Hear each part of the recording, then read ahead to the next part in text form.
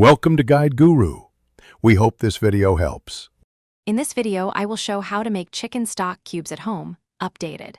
Start by collecting bones, skin, and vegetable scraps and roast them for deeper flavor. Simmer roasted ingredients low and slow with water, salt, and herbs until reduced and flavorful. Strain, cool, and concentrate by reducing further if needed.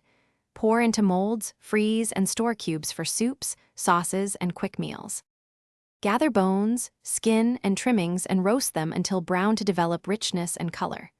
Chop onions, carrots, and celery into large pieces and toss in for balanced aromatics. Add smashed garlic and a bouquet of bay, thyme, and parsley to infuse subtle herb layers. Cover everything with cold water and bring to a gentle simmer to extract maximum flavor without clouding the stock.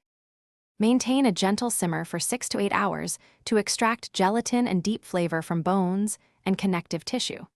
Regularly skim off foam and impurities for a clear, clean-tasting stock.